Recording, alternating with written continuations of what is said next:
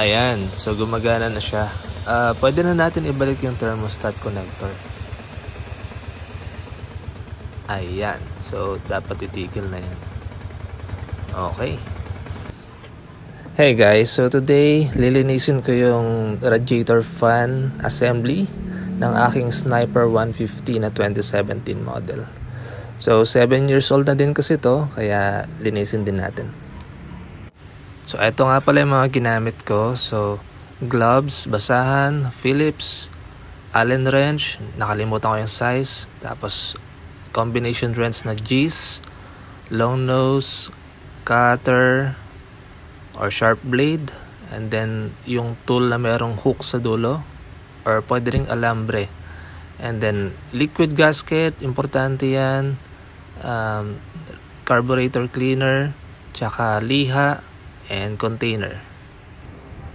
Ayan, so tanggalin natin yung left and right fairings nya. So kailangan mo ng Allen wrench tsaka Phillips screw, and then kung may engine cover, tatanggalin mo rin siya. Ayan, so accessible na yung radiator fan assembly natin. So meron lang siyang dalawang screw, yung sa baba tsaka sa taas. Ayun. So dito mo gagamitin yung combination wrench mo na G's. Ayan, so inuna ko dito yung sa baba. Diskartehan nyo na lang paano nyo siya tanggalin kasi medyo masikip. So dito sa side na to, diyan ko kinuha or tinanggal yung sa taas na screw. Yan, sobrang sikip, kaya diskartehan nyo lang talaga. So pag nalawagan nyo na, pwede nyo na siyang kamayin.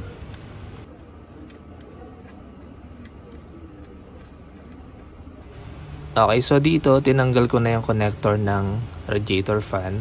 Ayan. And then pwede nyo rin tanggalin yung spark plug cap para maluwag. Okay, so ilihis nyo lang siya at makakuha nyo na yung assembly ng radiator fan.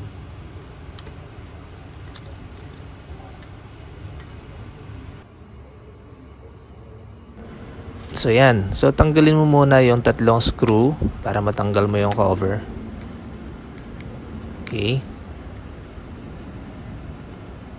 And then yung tinanggal mong screw, pwede mo lang ipatong dun sa mga butas para di sila mawala. So after that, tanggalin mo na yung dalawang screw. Makita mo dyan. At saka yung nut sa mismong fan. So napakaliit ng nut, so itabi mo mabuti. Okay. And then, ito yung pinaka-challenging na part kasi paghihiwalayin mo yan doon sa gilid. So kailangan mo nung sharp blade or cutter or any tool na sharp kasi paghihiwalayin mo yung parting gilid na yan. So nangyari sa akin ganyan. So pansin mo dito, bumabalik siya, no? Kasi naka-magnet yan. Tsaka meron siyang yung adhesive o gasket. Kaya mahirap siya tanggalin or paghiwalayin.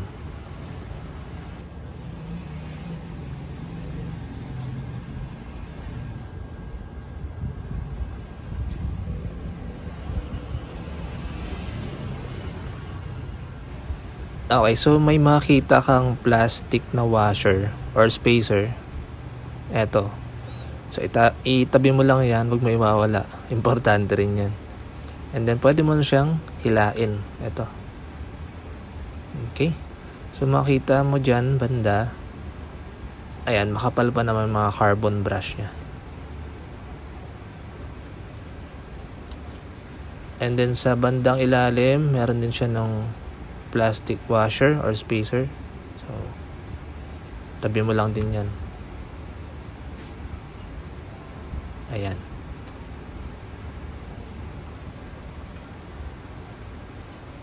And then gamitin mo na yung carburetor cleaner mo para linisin yung mga pinaghiwalay mga parts.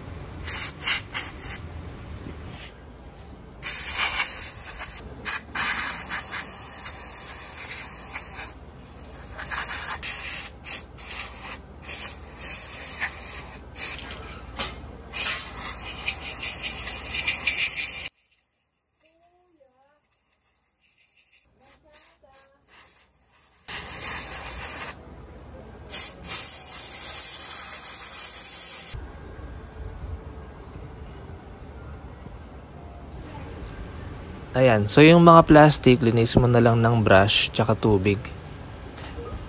Ayan. So, ayan, nalinis ko na sila.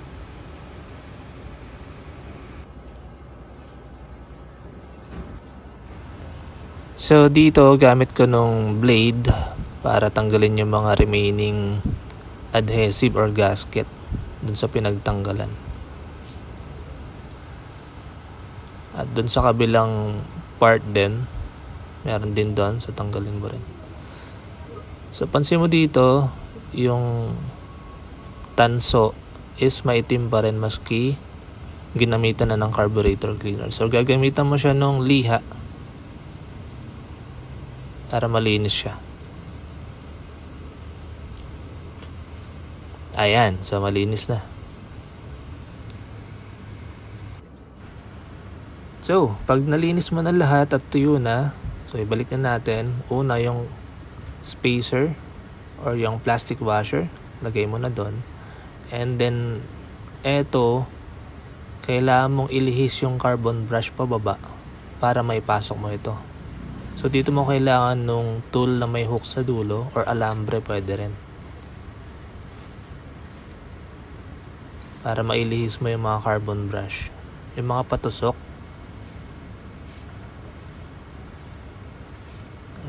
so pag naipasok mo na, saka mo ilagay yung spacer ulit or yung washer.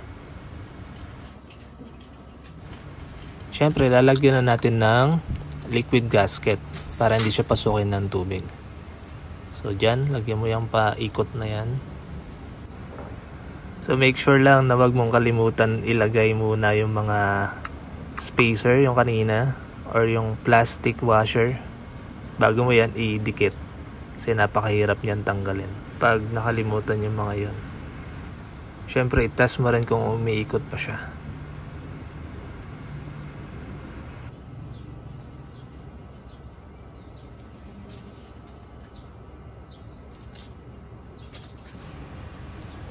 So, balik mo na yung fan at saka yung nut na sobrang liit.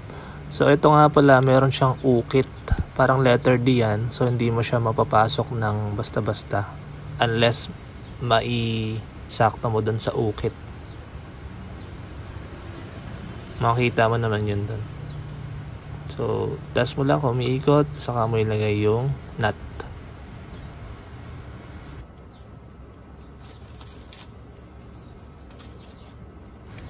At syempre, igbitan mo rin gamit yung long nose.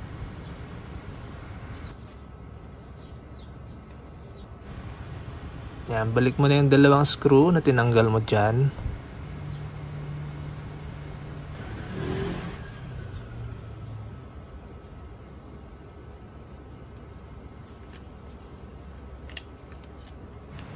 At saka yung cover na may tatlong screw. So ito yung orientation niya, make sure na ganyan.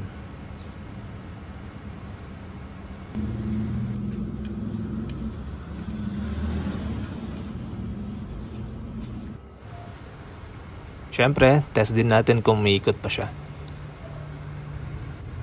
So, balik na natin yung connection niya or yung connector niya doon at saka yung spark plug cap. So, test natin. So, switch on natin yung susi.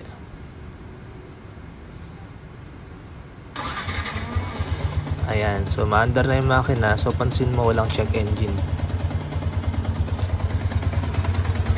And then, syempre hindi pa gana yung fan na yan until ma-reach yung certain temperature. Pero para matest lang natin, tatanggalin natin yung connector ng thermostat. So may ipipress ka lang dyan or yung part na yon para matanggal mo yung thermostat connector. So, pag natanggal mo na siya, gagana na yung fan. And then, makita mo sa panel, naka-check engine. So, okay lang yan. Kung mag-alala, kasi pagbalik natin ng thermostat connector, mawawala din yung check engine na yan. So, this is for testing lang, para ma-check natin kung gumagana yung fan. kesa hintayin pa natin yung certain temperature bago siya gumana. So pagbalik mo ng connector ng thermostat, ayan, babalik na. Titigil na yung fan. And then wala na yung check engine. Okay. So pwede mo na ibalik yung mga tinanggal mo, pati mo na yung makina. And again, before mo gawin tong DIY na to, make sure meron ka nitong mga tools. Kasi napaka-importante para di ka mahirapan. Yan. So lalo yung mga blade para mahiwalay mo yung mga parts na yung kanina. Yung tool na may hook sa dulo or alambre. Yan. Liquid gasket, tsaka yung carburetor cleaner. Tsaka liha din. So yun lang guys. Maraming salamat. And see you sa next DIY natin. Paalam. Bye-bye.